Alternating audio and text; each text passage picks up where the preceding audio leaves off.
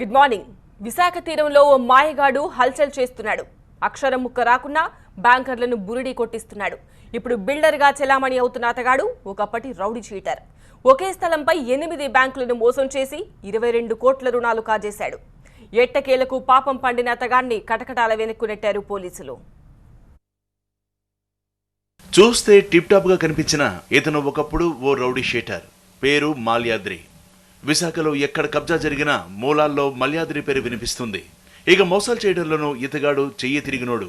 సాగర్ తీరంలో మాల్యాద్రి బాధితులు ఎవరైనా ఉన్నారా అని అడిగితే ప్రతి చోట ఒకరు ఎస్ అంటారు. పోతినిమలైపాలెం పిఎస్లోనే 6 కేసులున్నాయి. అన్ని కూడా చీటింగ్, ల్యాండ్ గ్యాబ్రిట్ కేసులే. ఈ రౌడీ షీటర్ కొంతకాలంగా బిల్డర్ అవతారమెత్తి తన నిజస్వరూపాన్ని బయటపెడుతున్నాడు. బ్యాంకుల్ని మోసం చేసి పోలీసుల చేతికి చిక్కాడు. ఎంఎం కన్స్ట్రక్షన్స్ పేరుతో నిర్మాణ సంస్థ నడుపుతున్న మాల్యాద్రి ఎండి భార్య సుహాసిని డైరెక్టర్ గా నియమించాడు. మధురవాడలో మాల్యాద్రికి ఉన్న 660 చదరపు గజాల స్థలం 25-30 లక్షలు కూడా ఖరీదు చేయదు. అలాంటిది ఏకంగా 22 కోట్ల రూపాయల రుణాలను బ్యాంకు నుంచి కాజేయడంతో కేసు నమోదైంది. 3 ఏళ్ల క్రితం మధురవాడ స్థలాన్ని విశాఖ బ్యాంక్ ఆఫ్ ఇండియాలో మార్టిగేజ్ చేసి 50 లక్షలు తీసుకుని వాయిదాలను సక్రమంగా చెల్లించాడు. ఆ తర్వాత అదే స్థలాన్ని షూరిటీగా భావించి 33 లక్షలతో స్కార్పియో వాహనాలను కొనుగోలు చేశాడు. అక్కడి నుంచి చుక్కలు చూపించిన ఇతగాడు ఇదే స్థలంపై వివిధ బ్యాంకుల నుంచి 21 కోట్ల 75 లక్షల రుణాన్ని 8 బ్యాంకుల నుంచి తీసుకున్నాడు. ఆలస్యంగా తెలుసుకున్న బ్యాంకర్లు మహారాణిపేట పోలీసులకు ఫిర్యాదు చేశారు. కేసు నమోదు చేసిన పోలీసులు మాల్యాద్రితో పాటు అతని భార్య సుహాసిని అదుపులోకి తీసుకుని చీటింగ్, ఫోర్జరీతో పాటు నేరపూరిత చర్యలకు సంబంధించిన కేసులన్నింటినీ నమోదు చేసి రిమాండ్కు తరలించారు. లోతుగా విచారిస్తున్న పోలీసులకు షాక్ తినే నిజాలు తెలుస్తున్నాయి. బ్యాంకులనే కాదు, స్థానిక ఫైనాన్షియల్ను కూడా మాల్యాద్రి బురిడి కొట్టించినట్టు తేలింది. Is defaulter in all the banks.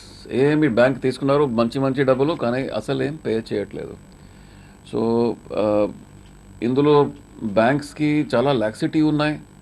అంటే ఎంత ఇది రికార్డ్ వాళ్ళు మంచిగా కంటిన్యూస్గా he is getting loan of heavy loans, క్రోర్స్లో loans. Is a person with a very bad record, continuous habitual defaulter. కానీ ఈయన సుమారుగా 22 crores లోన్ తీసుకున్నారు విత్ నో పేమెంట్ బ్యాక్. సరే, బ్యాడ్ లోన్స్, ఎన్పిఏ చెప్తారు, నాన్ పర్ఫార్మింగ్ అసెట్ బ్యాంక్ ఇది. So మనమే ఇది after this complaint we have followed it up and మనం ఈయన పికప్ చేసాము. ఫర్దర్ చాలా ఇంట్రోగేషన్, ఇన్వెస్టిగేషన్ ఉంటుంది. మాల్యాద్రిని, సుహాసిని రిమాండ్కు తరలించిన పోలీసులు కస్టడీ కోసం అడుగుతున్నారు. పూర్తి స్థాయిలో విచారిస్తే మోసాలు, నేరాలు వెలుగులోకి వచ్చే అవకాశం ఉంది.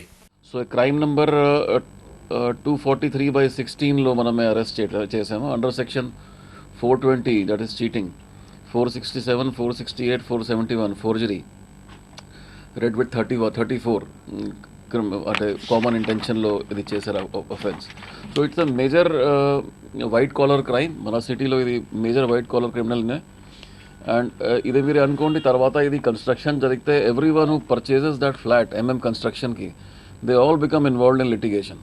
ఇవి అన్నీ పాస్ చేస్తారు. ఇది లిటిగేషన్ చాలా నడుస్తూ ఉన్నాయి cases. They all become victims. So it's a major crime. ఓ సామాన్యుడు లక్ష లోన్ కోసం బ్యాంకుకు పెడితే 1.25 లక్ష ఆంక్షలు పెడతారు. అలాంటిది మాల్యాద్రికి ఇన్ని కోట్ల రుణం ఎలా ఇచ్చారు, డిఫాల్టర్ అయినా ఎలా శాంక్షన్ చేశారు, ఇంటి స్థలం విలువ 1 కోటి లేకున్నా అంత పెద్ద రుణం ఎలా ఇచ్చారు అన్న కోణాల్లో విచారిస్తున్నారు పోలీసులు. ఇంత పెద్ద స్కామ్లో బ్యాంకుల సహకారం లేకుండా పోదన్న అనుమానాలు కూడా వ్యక్తమవుతున్నాయి.